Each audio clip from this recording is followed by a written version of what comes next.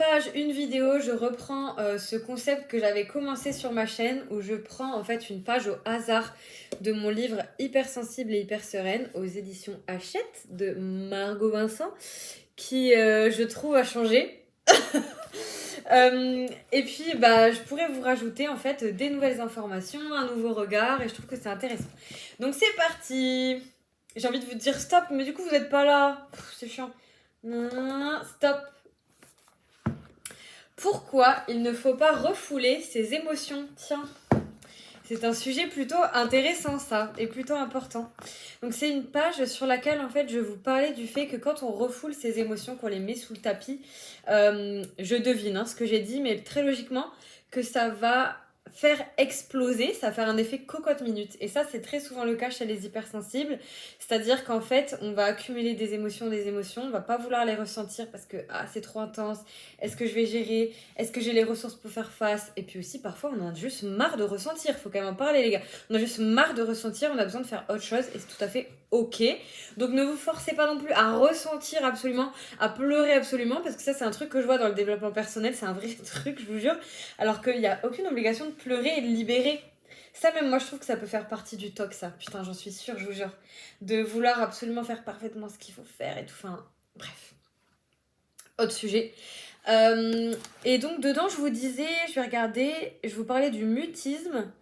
Ah oui, et de tout garder pour soi en fait. Je vous parlais du mutisme qui est donc une attitude d'une personne qui se tait, qui refuse de parler et qui en fait ne met pas les mots sur ce qu'elle ressent, ne l'exprime pas.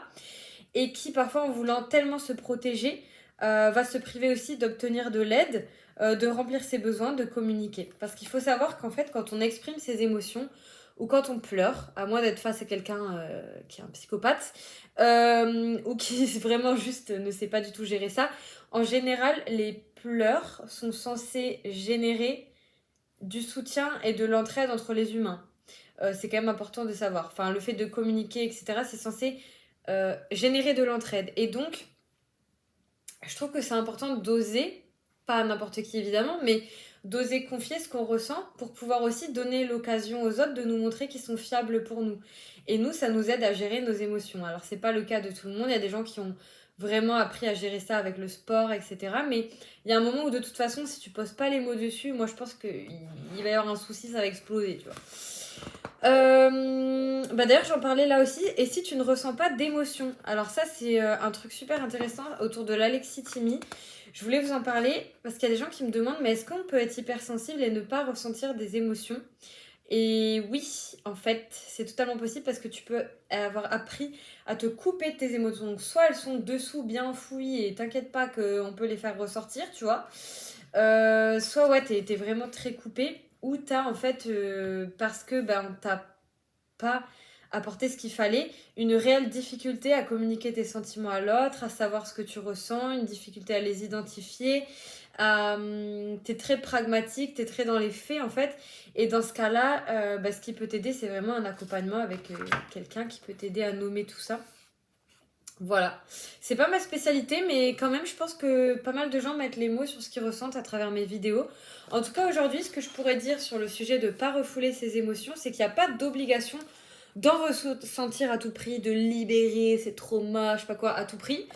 Mais effectivement, il y a des moments où, quand tu te sens trop en détresse et que tu as besoin qu'il y ait quelqu'un, tu as le droit en fait. Vois un psy, parle-en, demande à quelqu'un du soutien.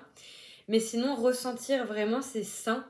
Et je pense que c'est important d'avoir des manières de pouvoir ressentir ses émotions.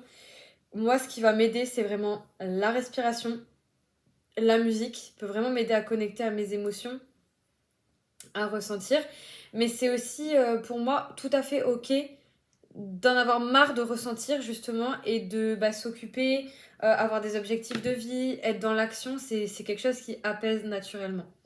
Voilà, je crois que c'est tout ce que je voulais vous dire.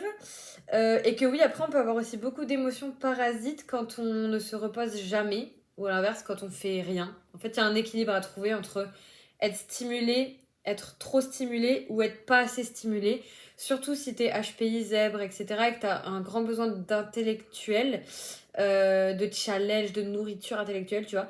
Il faut vraiment effectivement que tu te nourrisses. Sinon, tu vas te sentir fané et tu vas déprimer. Voilà, dites-moi si ça vous a parlé cette vidéo et puis à très vite.